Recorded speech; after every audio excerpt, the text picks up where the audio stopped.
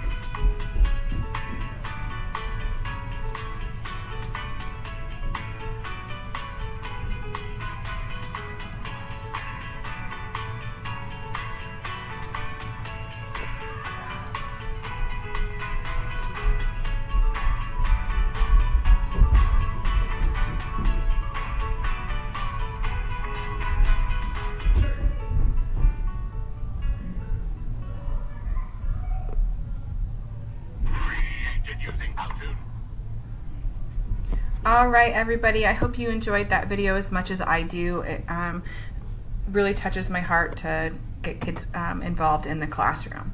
So let's talk about why this is important. Over the summer, I've been doing a lot of data analysis, which I know is everyone's favorite, and we looked at last year's 2017 CAS scores for reading achievement and looked at the difference between how our students with learning disabilities and other disabilities perform in comparison to our students who do not have an identified disability. We know that students with disabilities are going to have a harder time meeting the standard than students without. However, the difference was startling. When I looked at the information for our students in 4th grade, the difference between students with disabilities and without was over 63%. When I looked at with 5th graders, it was a 39% difference, and in 6th graders, it was 56% difference. These statistics are startling, and so we wanted to figure out what was happening, why this was occurring. So we went ahead and looked at the group of students with disabilities over a 3-year span. Last year they were in 6th grade. So I went back and I looked at what happened in their 4th grade year, their 5th grade year, and their 6th grade year, and what can we do about it. So we looked at the 2016 data, and in 2016 those students were performing, 90% of those students did not meet standards. What do we do about that? So our school district had started implementing Read 180 in many of our SDC classrooms, hoping that that would make a difference. So then in 2017, the students took the test, and amazingly, the students, 19% more of students with disabilities met standards. So something was working. What was it, and how can we keep it going, and how can we create it throughout all of our classrooms and throughout the school? The common thread seemed to be Read 180, the program that helps improve students' reading skills. It helps accelerate mastery and helps adjust the students to their specific needs. What was the impact of Read 180? Startling 100 points Lexile growth on average per classroom. Again, 19% more of the students with disabilities met that standard. That is an incredible amount of change in just 5 months with this reading program.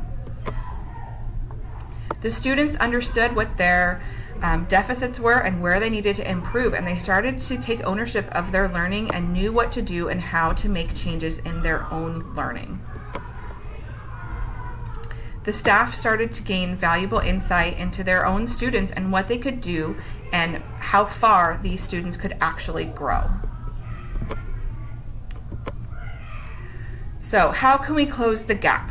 What are the 4 components that we need? We need to focus on planning, then the implementation, working as a team, and then following up. Planning. We're going to analyze the data and use the input from specialists. So what we'd like you to do is have an opportunity to speak with your resource teachers and your special day class teachers to help you look at this data and identify needs of our students. Then together, you can help provide activities to target these students' needs. How can we work on their IEP goals all the time? We'll take targeted instruction throughout the day in various settings, not just in the resource room and not just in their SDC classroom, but how can we take those strategies and skills and put them in different settings? And our staff will be able to work together to help our students achieve their IEP goals faster and with greater fidelity.